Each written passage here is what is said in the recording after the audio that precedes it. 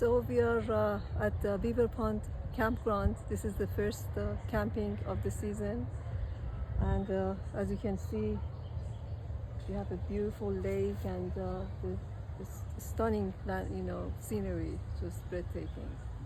And I have my canvas on the ground. It's few years that I've been doing this. I just bring loose canvas and put it on the ground, and it just makes Is that me unusual? feel.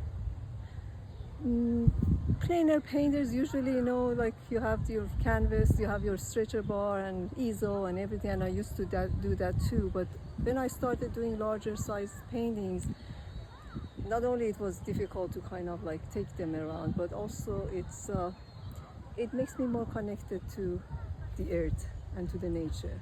Like I'm standing on the earth. I had to really get rid of my slippers and just walk around, and sometimes walk into the painting, and it's a different way of connecting to painting and to nature.